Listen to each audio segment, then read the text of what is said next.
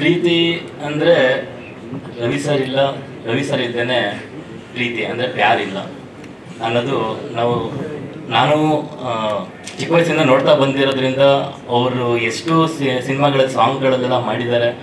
ಅದರಿಂದ ನಾವು ಇನ್ಸ್ಪೈರ್ ಆಗಿ ಅವ್ರ ಸಾಂಗ್ಗಳನ್ನ ಕೇಳ್ಕೊಳ್ತಾ ಬೆಳ್ತಾ ಬಂದಿರೋದು. ಅದರಲ್ಲೂ ಸಿನಿಮಾ ಮಾಡಬೇಕು ಅಂತ ಅಂದಾಗೆಲ್ಲ ಅವ್ರ ಸಾಂಗ್ಗಳು ತುಂಬಾ ಇನ್ಸ್ಪಿರೇಷನ್ ತೊಗೊಂಡೇ ಸಾಂಗ್ ಇತ್ತು ಅಂದ್ರೆ ಒಂದು ಸಿನಿಮಾ ಮಾಡೋದಕ್ಕೆ ಒಂದು ಸ್ಫೂರ್ತಿ ಅನ್ನೋದೊಂದು ಅಂದ್ಕೊಂಡು ಸಿನಿಮಾ ಮಾಡಿರೋದು.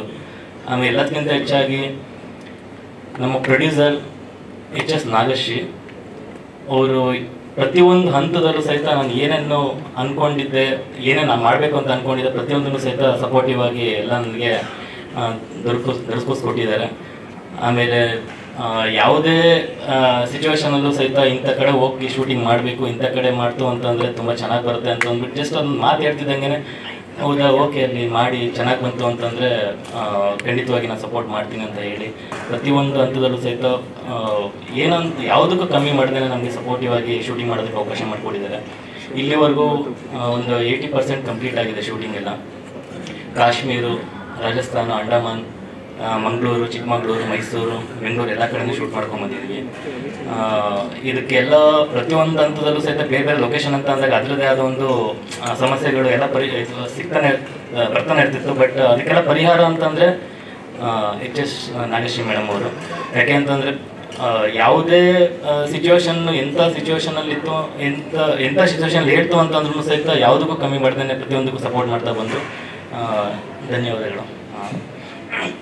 ಆಮೇಲೆ ಫಸ್ಟ್ ನಾನು ಕತೆ ಹೇಳಿದಾಗ ಪ್ರೊಡ್ಯೂಸರ್ ಈ ಥರ ಕತೆ ಇದೆ, ಒಂದು ಮ್ಯೂಸಿಕಲ್ ಸಿನಿಮಾ ಆಗಬೇಕು ಅಂತ ಅಂದ್ಬಿಟ್ಟು ಹೇಳಿ ಒಂದು ಸ್ಟಾರ್ಟ್ ಮಾಡ್ಕೊಂಡಿದ್ದೆ.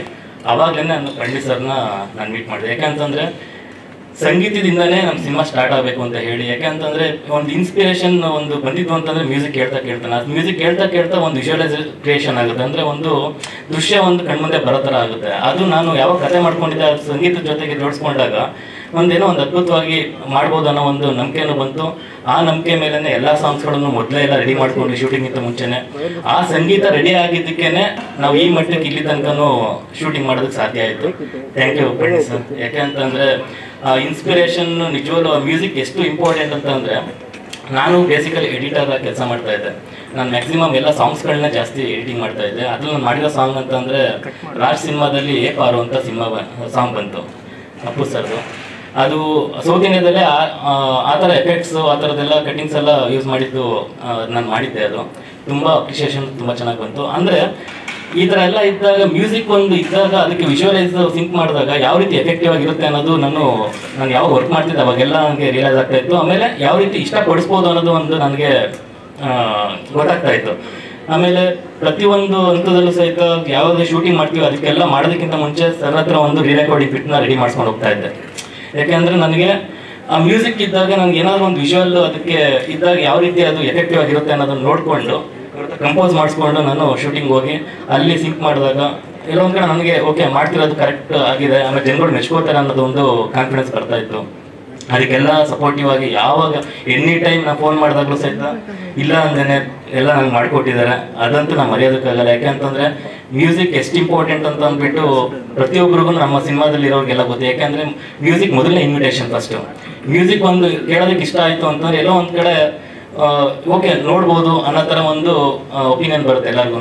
ಇದ್ರ ಮೇಲೇ ಮ್ಯೂಸಿಕ್ಗೆ ತುಂಬ ಪ್ರಾಮುಖ್ಯತೆ ಕೊಟ್ಟು ಮಾಡಿರೋಂಥ ಸಿನಿಮಾ. ಆಮೇಲೆ ರವಿ ಸರ್ ನಮ್ಮ ಸಿನಿಮಾದಲ್ಲಿ ತುಂಬ ಅದ್ಭುತವಾದ ಕ್ಯಾರೆಕ್ಟರ್ ಮಾಡ್ತಿದ್ದಾರೆ. ಯಾಕೆ ಅಂತಂದರೆ ಅದು ಆ ಎಮೋಷನ್ ಅಂತ ಅಂದಾಗ ಪ್ರೀತಿಲಿ ಯಾವ ರೀತಿ ಎಮೋಷನ್ ಅಂತ ಅಂದಾಗ ಬರೀ ಹುಡುಗ ಹುಡುಗಿ ಮಧ್ಯದಲ್ಲಿ ಇರೋವಂಥ ಎಮೋಷನ್ಗಿಂತ ಹೆಚ್ಚಾಗಿ ತಂದೆ ಮಕ್ಕಳು ಮಧ್ಯದಲ್ಲಿರೋ ಒಂದು ಬಾಂಧವ್ಯ ಯಾವ ರೀತಿ ಯಾವ ಮಟ್ಟಕ್ಕೆ ತೊಗೊಂಡು ಹೋಗ್ಬೋದು ಅನ್ನೋ ಇದ್ರ ಮೇಲೆ ಕತೆ ಇದು ಮಾಡ್ಕೊಂಡಿದ್ದೆ. ಅದೇ ಥರನೇ ಸಿನಿಮಾ ತೆರೆ ಮೇಲೂ ಸಹಿತ ವಿತ್ ಎಮೋಷನ್ ಆ್ಯಕ್ಚುಲಿ ಬಂದು ಏನೋ an emotional journey of love ಅಂತಂದರೆ ಬರೀ ಹುಡುಗ ಹುಡುಗಿ ಮಧ್ಯದಲ್ಲಿ ಇರೋ ಅಂಥದ್ದಲ್ದೇ ತಂದೆ ಮಕ್ಕಳು ಮಧ್ಯದಲ್ಲಿರೋ ಒಂದು ಯಾವ ರೀತಿ ಒಂದು ಅಗಾಧವಾದ ಬಾಂಡಿಂಗ್ ಯಾವ ರೀತಿ ಮಾಡ್ಬೋದು ಅನ್ನೋದ್ರ ಮೇಲೆ ಹೋಗುತ್ತೆ ದೃಶ್ಯ ಎಲ್ಲ. ಆಮೇಲೆ ಎಲ್ಲರೂ ಒಂದು ಹುಡುಗ ಹುಡುಗಿ ಮಧ್ಯದಲ್ಲಿ ಪ್ರೀತಿ ಯಾವ ರೀತಿ ಬಾಂಡಿಂಗ್ ಇರುತ್ತೆ ಅಂದರೆ ಒಂದು ಹುಡುಗಿಗೋಸ್ಕರ ಒಂದು ಹುಡುಗ ಪ್ರಾಣ ಬಿಡೋದಕ್ಕೂ ತಯಾರಿರ್ತಾನೆ, ಹುಡುಗಿಗೋಸ್ಕರ ಹುಡುಗನೂ ಪ್ರಾಣ ಬಿಡೋದಕ್ಕೆ ತಯಾರಿರ್ತಾನೆ. ಯಾಕಂದ್ರೆ ಆ ಥರ ಒಂದು ಪ್ರೀತಿ ಬಿಲ್ಡ್ ಆಗಿರುತ್ತೆ. ಯಾಕಂದ್ರೆ ಒಂದು ಹುಡುಗಿ ಸಿಗಲ್ಲ ಅಂತಂದ್ರೆ ಈಸಿಯಾಗಿ ಪ್ರಾಣ ಬಿಟ್ಬಿಡ್ತಾರೆ, ಹುಡುಗ ಸಿಗಲ್ಲ ಅಂತ ಹುಡುಗಿನೂ ಪ್ರಾಣ ಬಿಡೋ ಲೆವೆಲ್ಗೆ ಹೋಗಿರ್ತಾರೆ, ಯಾಕಂದ್ರೆ ಅಷ್ಟೊಂದು ಬಾಂಡಿಂಗ್ ಇರುತ್ತೆ. ಆದ್ರೆ ಯಾರೂ ಸಹಿತ ತುಂಬಾ ರೇರ್ ಕೇಸಲ್ಲಿ ತುಂಬಾನೇ ಏನೇ ಆಗಿರುತ್ತೆ ಅಂದ್ರೆ ಅಪ್ಪಂಗೋಸ್ಕರ ಮಗಳಾಗಿರ್ಲಿ, ಮಗಳಿಗೋಸ್ಕರ ತಂದೆ ಅಮ್ಮ ಅಪ್ಪಂಗೋಸ್ಕರ ಮಕ್ಕಳು ಜೀವ ತ್ಯಾಗ ಮಾಡಿರೋದಾಗ್ಲಿ, ತಮ್ಮಂಗೋಸ್ಕರ ತಂಗಿಗೋಸ್ಕರ ಅಣ್ಣ, ಈ ಥರದ್ದೆಲ್ಲ ಯಾವುದೇ ಸಂಬಂಧದಲ್ಲೂ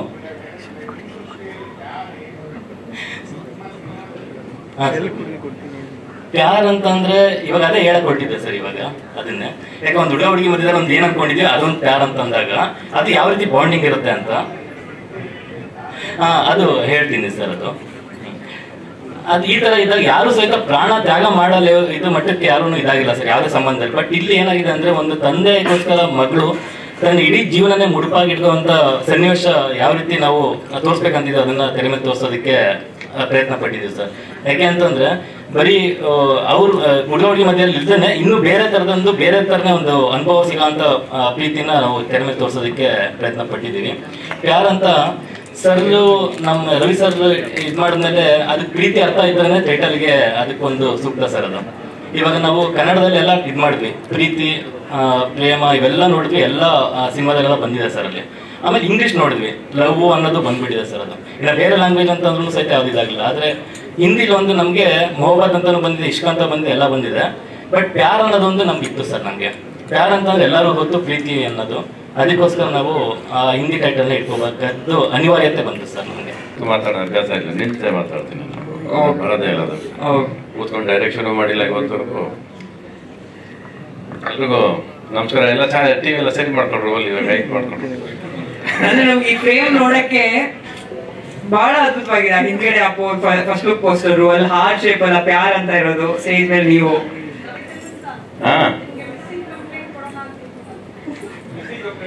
ಶಾರದಾ ಮೇಡಮ್ ಇವತ್ತು ಬಂದಿದ್ದ ಆಶ್ಚರ್ಯ ಅಲ್ವಾ ನಿಮ್ಗೆ? ಅಲ್ಲ, ಇದು ಆಕ್ಚುಲ್ ಆಗಿ ಇದು ಕೂಡ ಅಡ್ಡಿಸ್ಕೊಂಬಂದು ತಗೊಳಕಿರುತ್ತೆ. ಇವರು ಹೆಸರು ಸುಮ್ಮನೆ ನಾಗಶ್ರೀ ಅಂತ ಇಟ್ಕೊಂಡಿಲ್ಲ ಅವರು. ಆಲ್ರೆಡಿ ಒಂದ್ಸರಿ ಬಂದೋದ್ರು, ಇಲ್ಲ ನಾನು ಸಿನಿಮಾ ಯಾವುದು ಮಾಡೋದಿಲ್ಲ, ನನ್ನ ಕೆಲಸ ಇದ್ದೀನಿ ಅಂತ ಹೇಳಿದೆ. ಬಟ್ ಆದರೂ ಬಿಡಲಿಲ್ಲ ಅವರು. ನೀವೇ ಇರಬೇಕು ಈ ಸಿನಿಮಾದಲ್ಲಿ ಅನ್ನೋದು ತುಂಬ ಹಠ ಹಿಡಿದು ಮೇಡಮ್ ನಾಗೇಶ್ ಅವರು ಕರ್ಕೊಂಡ್ ಬಂದಿದ್ದಾರೆ. ಅದರಿಂದ ಅವರ ಪ್ರೀತಿಗೆ ತಲೆಬಾಗಿ, ಇವರ ಆಸೆಗೆ ತಲೆಬಾಗಿ ಈ ಸಿನಿಮಾದಲ್ಲಿ ಬಂದಿದ್ದೀನಿ. ಫಸ್ಟ್ ಟೈಮ್ ಒಂದು ಟೈಟಲ್ ಸಿನಿಮಾ ಪ್ಯಾರ್ ಅಂತ ಇಟ್ಬಿಟ್ಟು ಮಿಸ್ಟರ್ ಸುಪ್ರೀತ್ ಇದಾರಲ್ಲ, ಒಂದು ಹುಡುಗಿ ತಪ್ಕೊಳ್ಳೋದು ಹೇಗೆ ಅಂತ ಹೇಳ್ಕೊಟ್ಟಿದ್ದವ್ರೆ ನನಗೆ. ಹಿಂಗ್ ಲುಕ್ ಕೊಡಿ ಅಂತ ಹೇಳಿದ್ದವ್ರೆ, ಹಿಂಗ್ ಲುಕ್ ಕೊಡಿ ಅಂತ ಹೇಳ್ಕೊಟ್ಟವ್ರು ಇವರೇ. ಇಷ್ಟು ವರ್ಷಕ್ಕೆ 40 ವರ್ಷ ಸರ್ವಿಸ್ ಅಲ್ಲಿ ಒಂದು ಹುಡುಗಿನ ಹೇಗೆ ತಪ್ಕೋಬೇಕು ಅಂತ ಹೇಳ್ಕೊಟ್ಟು ಡೈರೆಕ್ಟರ್ ನನಗೆ ಇವರೇ. ಸರ್ ನೀವು ಹಿಂಗೆ ತಪ್ಕೋಬೇಕು, ನೀವು ಹಿಂಗೆ ಇಲ್ಲೇ ನೋಡ್ಬೇಕು ಸರ್, ಇಲ್ಲಿ ನೋಡಿ, ಇಲ್ಲಿ ನೋಡಿ, ಅರ್ಥ ಆಯ್ತಾ ನಿಮ್ಗೆ? ಕರೆಕ್ಟ್ ಸುಪ್ರೀತ್?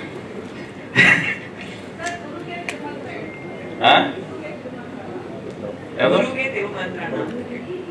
ನನಗೆ ಗೊತ್ತಿಲ್ಲಪ್ಪ. ನಾನು ಇವತ್ತಿನ ಹುಡುಗ ಪ್ರೀತಿ ಮಾಡೋ ಸ್ಟೈಲ್ ಬೇರೆ ಇರ್ಬೋದೇನಲ್ವಾ, ಗೊತ್ತಿಲ್ಲ ನನಗೆ. ಆ ಪ್ರೀತಿ ಬರೋದಿಲ್ವಲ್ಲ.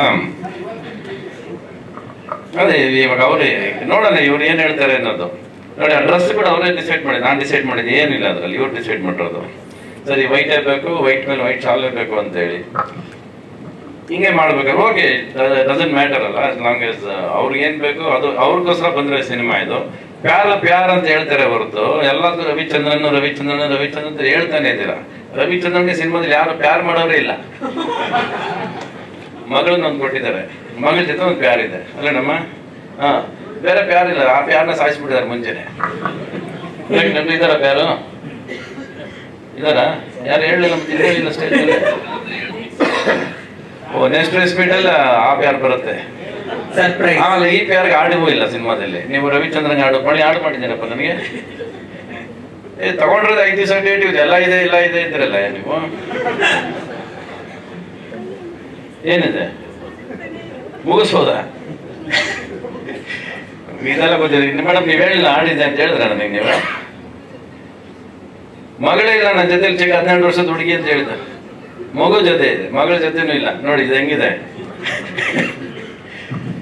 ಒಟ್ಟಲ್ಲಿ ಇಲ್ಲಿ ಟೋಟಲ್ ಓವರ್ ಆಲ್ ಪ್ಯಾರ್, ಲವ್, ಮೊಹಬ್ಬತ್ ಇಷ್ಟು ಏನಾದ್ರು ಇಟ್ಕೊಳ್ಳಿ, ಅದಕ್ಕಿರೋ ತಾಕತ್ತು, ಅದಕ್ಕಿರೋ ವ್ಯಾಲ್ಯೂನೇ ಬೇರೆ. ಅದಕ್ಕೆ ಅದು ಬಿಟ್ಟರೆ ಪ್ರಪಂಚದಲ್ಲಿ ಏನು ನಡೆಯೋದೇ ಇಲ್ಲ. ಇಲ್ಲಿ ಪ್ರತಿಯೊಬ್ಬರು ಎಮೋಷನಲ್ ಆಗಿದ್ದಾರೆ, ತುಂಬಾ ಎಮೋಷನಲ್ ಆಗಿದ್ದಾರೆ. ಬಹುಶಃ ಅವ್ರಿಗೆ ಅದರಿಂದ ಅವ್ರ ಮಾತುಗಳು ತಡವರಿಸ್ತು ಅಂದ್ರೆ ಅದು ಒಳಗೆ ಆ ಪ್ರೀತಿ ತಡವರಿಸ್ತಾ ಇದೆ. ಅದು ಏನೋ ಹೇಳ್ಬೇಕು ಅಂತ ಹೊರಟಿದ್ದಾರೆ ಸಿನಿಮಾದಲ್ಲಿ. ಅವ್ರ ಆಸೆಗೆ ಅವ್ರ ಪ್ರೀತಿಗೆ ನಾನು ಜೊತೆಲಿ ಇರ್ಬೇಕಂತ ಆಸೆ ಪಟ್ರು, ಅದಕ್ಕೆ ಬಂದು ಸೇರ್ಕೊಂಡಿದ್ದೀನಿ ಇಲ್ಲಿ. ಇನ್ನು ಅವ್ರು ಎಷ್ಟು ಎಮೋಷನಲ್ ಆಗಿ ನನ್ನ ಇಟ್ಕೊಂಡು ಬಳಸ್ಕೋತಾರೆ ಅನ್ನೋದು ಸುಪ್ರೀತ್ಗೂ ನಾಗಶ್ರೀಗೆ ಬಿಟ್ಟಿದ್ದು. ಆ್ಯಂಡ್ ಶಿ ಆಲ್ಸೋ ಡೈರೆಕ್ಟರ್ ಅಂತ ಹೇಳಿದ ಮೇಲೆ ಅವ್ರಿಗೆ ಐ ಥಿಂಕ್ ಸರ್ ಅವ್ರು ಸ್ವಲ್ಪ ಸ್ಟೋರಿ ಸೆನ್ಸ್ ಎಲ್ಲ ಸ್ವಲ್ಪ ಇರಬೇಕು ಅವ್ರಿಗೆ. When she wants to become a director ಅಂದ ತಕ್ಷಣ ಸೊ ಎಲ್ಲ ಸೇರ್ಕೊಂಡು ಒಟ್ಟಿನಲ್ಲಿ ಅವರು ನನಗೆ ಒಂದು ಹಾಡು ತೋರಿಸಿದ್ರು. ತುಂಬ ಕಡೆ ಹೋಗಿದ್ದಾರೆ, ಅವ್ರು ಹೇಳಿದ ಕಾಶ್ಮೀರ, ರಾಜಸ್ಥಾನ ಎಲ್ಲ ಖರ್ಚು ಮಾಡ್ಕೊಂಡು ಬಂದಿದ್ದಾರೆ. ಬಹುಶಃ ಐ ಥಿಂಕ್ 70% ಮುಗಿಸ್ಬಿಟ್ಟಿದ್ದಾರೆ ಅನ್ಸುತ್ತೆ. ನನ್ನ ಪೋರ್ಷನ್ ಮಾತ್ರ ಬಾಕಿ ಇಟ್ಕೊಂಡಿದ್ದಾರೆ ಅನ್ಸುತ್ತೆ. ಇವತ್ತು ನಾನು ಡೇಟು ಕೇಳಿಲ್ಲ ಅವರು. ಪೋಸ್ಟರ್ ಡಿಸೈನ್ ಕೊಡಿ ಫಸ್ಟ್ ಅಷ್ಟೇ. ಅಲ್ಲ ರೀ ಶೂಟಿಂಗ್ ಮಾಡ್ರಿ, ನಾನು ಪೋಸ್ಟರ್ ಡಿಸೈನ್ ಅಲ್ಲೇ ಇಲ್ಲ, ನಾನು ಫಸ್ಟ್ ಪೋಸ್ಟರ್ ಕೊಟ್ಬಿಡಿ, ನೀವು ಪೋಸ್ಟರ್ ರಿಲೀಸ್ ಮಾಡಿ, ನೀವು ಯಾರು ರಿಲೀಸ್ ಮಾಡ್ಕೊಡಿ ನನಗೆ ಅಂತ. ನಾನಂದ್ರೆ ಯಾವ ಫಂಕ್ಷನ್ಗೂ ಬರೋದಿಲ್ಲ ರೀ, ನಾನು ಫಸ್ಟ್ ಸಿನಿಮಾ ಸ್ಟಾರ್ಟ್ ಮಾಡಿ ಸಿನಿಮಾ ಶೂಟಿಂಗ್ ಮಾಡಿದಾಗ ನಿಮ್ಗೆ ಅಲ್ಲೇ ಪೋಸ್ಟರ್ಸು ಪಿಕ್ಚರ್ಸು ಎಲ್ಲ ಸಿಗುತ್ತೆ ತಗೊಳ್ಳಿ. ಏನು ಮಾಡಿದ್ರು ಅಯ್ಯವ ಹಠ ಮಾಡಿದ್ರು ಅಂದರೆ ಕೊನೆಗೆ ನಾನು ಡೇಟ್ ಹೇಳಿರಿ, ಡೇಟ್ ನನಗೆ ಗೊತ್ತೇ ಇರಲಿಲ್ಲ. ಮೆಸೇಜ್ ಬರುತ್ತೆ ಅಷ್ಟೇ, ಇಷ್ಟನೇ ತಾರೀಕು 12ವರೆಗೆ ಬಂದ್ಬಿಡಿ ಅಂತ ಮೆಸೇಜ್ ಕಳಿಸೋರು ಅವರು. ಇದ್ರ ಮತ್ತೆ ನಮಗೆಲ್ಲ ಮಧ್ಯ ಸೂತ್ರಧಾರರು ಇವರು ಪಾಮಾರೀಶ್ವರ್ ಅವ್ರು ಇಲ್ಮೇಲ್ವಲ್ಲ ಇವತ್ತು. ಅವರೇ ಆ್ಯಕ್ಚುಲ್ ಆಗಿದೆ ಈ ಸಿನಿಮಾಗೆ ನನಗೆ 2 ಸರಿನೂ ಇವ್ರನ್ನ ನಾಗೇಶ್ವರನ್ನ ಕರ್ಕೊಂಬಂದು ಪರಿಚಯ ಮಾಡಿದ್ದು. ಒಟ್ಟಿನಲ್ಲಿ ಸಿನಿಮಾದಲ್ಲಿ ನಾನು ಇದ್ದೀನಿ, ನಾನು ಎಷ್ಟು ಚೆನ್ನಾಗಿರ್ತೀನಿ, ಅದನ್ನ ಎಷ್ಟು ಚೆನ್ನಾಗಿ ಬಳಸ್ಕೊಳ್ತಾರೆ ಅನ್ನೋದು ಸುಪ್ರೀತಿ ಬಿಟ್ಟಿದ್ದು.